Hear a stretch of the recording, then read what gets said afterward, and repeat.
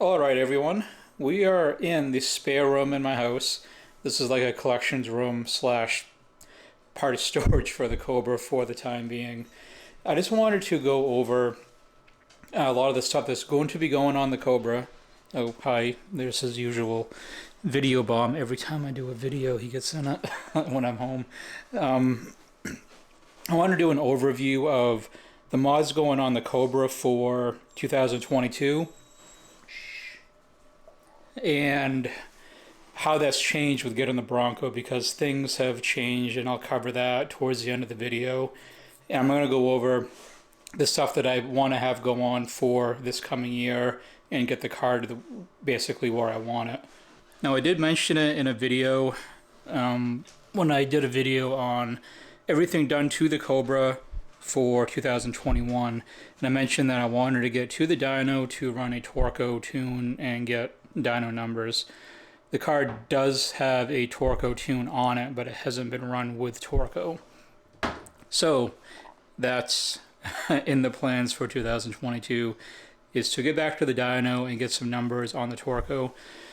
I did get the aftermarket headlights, and I'll throw a picture up. They're smoked, very black, so I want to go with a black and red theme with the car, with it being red. And these fog lights came with the car. They're smoked out and dark. They're not the clear ones that are on it now, so I want to get those put on. Moving along over here, if anyone wants a 2-pod pillar, let me know.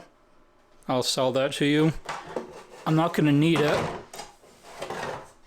because I have this one here, which is a 3-pod pillar.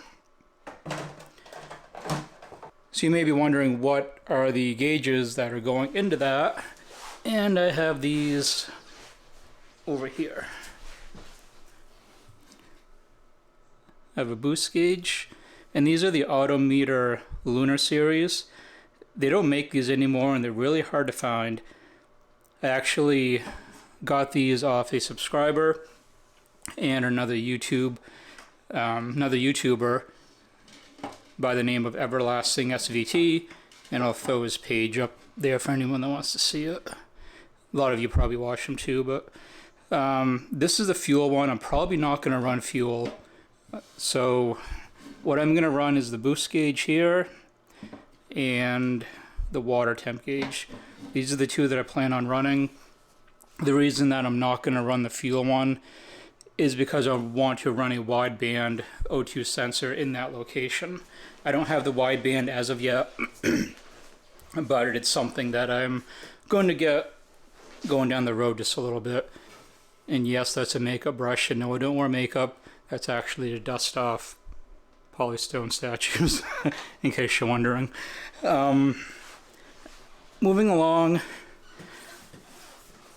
this has been like sitting in the foreground the whole time.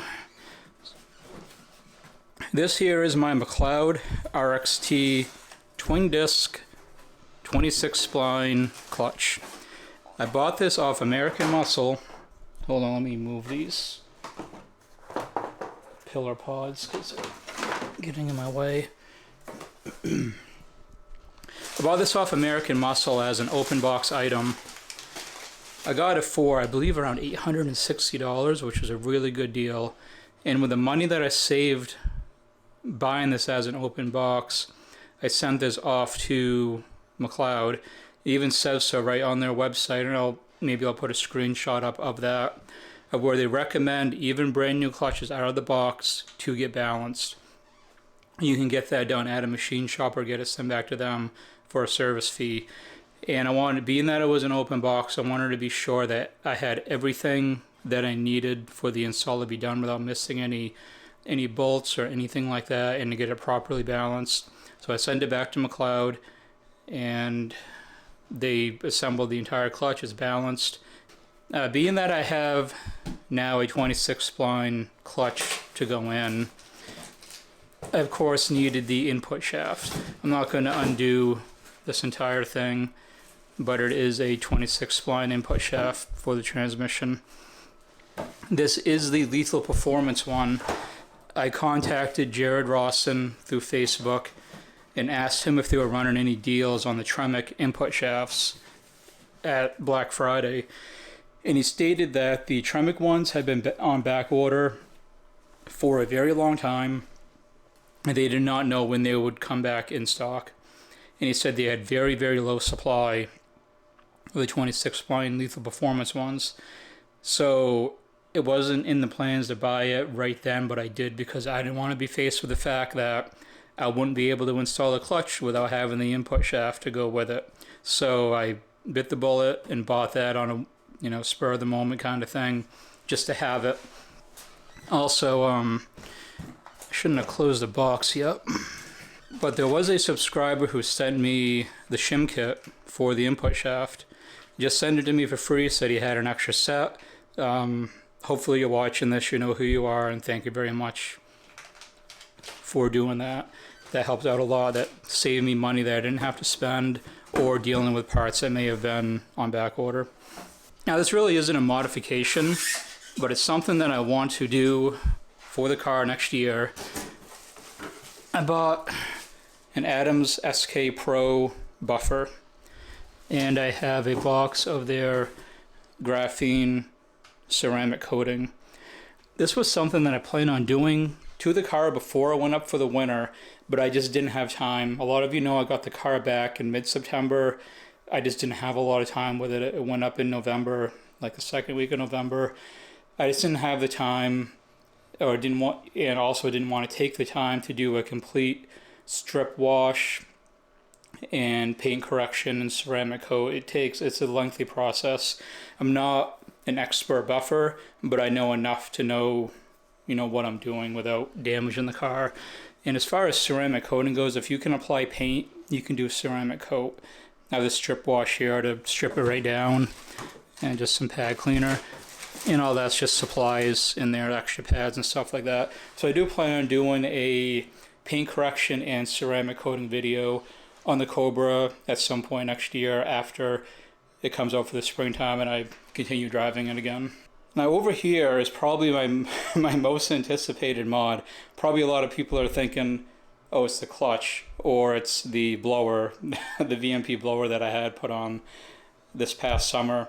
No, it's not. It's this entire suspension setup, which I am so grateful to finally have, and will be even more grateful to actually get it on the damn car. These are all Prothane products. New end links. These are isolators for the front and the rear for the springs, and that's something to go with it too. I don't know for sure they'll open in the box, but it's all just brand new stuff, isolators and stuff. I'm not sure how many isolators I will use, if I'll do one on the top and one on the bottom of the springs, or do both, or just do one or the other. It all depends on how it sits. But I also have Coney adjustable shocks and struts. I'm not going to unbox all of this, and some of you have seen this before. I did this on a live stream at one point where I showed the suspension off, but I bought this kit over the summertime, and the main reason for buying this kit, you guys have heard this tons of times, but for anybody new, the Cobra currently has Maximum Motorsports Race 3 coilovers on it. Number one, it's just extremely low. It's way too low, and yes, I can raise it. Coilovers are adjustable. I can raise it up. That's not the point. The point is that the car rides really, really rough, and I just can't stand that. It rides unbelievably rough. It is horrible to drive, and I just want a better driving street car. So this is going to be what really makes the car much more pleasurable to drive on a regular basis during the summertime. As far as some of the mods not happening for probably this year, I would really like, 2022, it's still 21 when I'm recording this. These are things that I would still like to get to, but as of right now, it's not going to happen because of getting the 2022 Bronco. I want to put a sizable down payment down on the Bronco and try and pay my sales tax up front and all that stuff, so I'm not left with a big hefty monthly payment with it. So with doing that, I had to scale back things a little bit as far as what I planned on doing with the Cobra. All this stuff here I had bought before the Bronco or shortly after. Other things that I planned on doing included the rear diff cover. I wanted to do the Ford Racing diff cover, and when the IRS was dropped out, I wanted to have the FTBR bushing kit installed. Unfortunately, right now I'm going to hold off on doing that. Maybe it's something that I can squeeze in after I get the Bronco. The thing is with the Bronco is I'm not positive when it's going to show up. So I don't want to have a bunch of mods bought that I'm currently buying that are paid for, and then all of a sudden the Bronco shows up and I have registration and sales tax and the down payment all due at the same time, or all just accumulates at the same time. I'm trying to avoid that, so until I have a better idea of when I'm going to get the Bronco, some things are on hold. I do have news on when the Bronco can potentially be built. It's 90% good, 10% bad. I'll put it that way. I'll have an update video on the Bronco not too long after this comes out, or maybe it'll be before. I'm not sure how I'm going to release these. So you might already know this. You maybe have future knowledge of what I'm saying in a video before I even address it. But that's kind of the plan right now. All this stuff that I mentioned is stuff that I would like to do for this year. If I can get all this stuff done, get it back to the shop, and it won't be gone as long as it was last summer. The biggest thing, of course, is just doing the clutch and the input shaft. The suspension is no big deal. I just have to buy the wideband O2 sensor and get the gauges wired in. It's nothing extensive that's going to keep the car tied up a really long time like it was before. So I'm hoping, maybe a couple weeks when I get to the point of getting it back to the shop. It won't be like last summer where I don't have it for the entire summer basically. But let me know what you think about the mods that will be happening for the car and the Cobra for the short term. Let me know what mods you have planned for your Mustang or your Cobra or your project vehicle going forward. And I will have an update video a little bit later talking about all the mods that I did for 2021 and what my total build cost is at this point.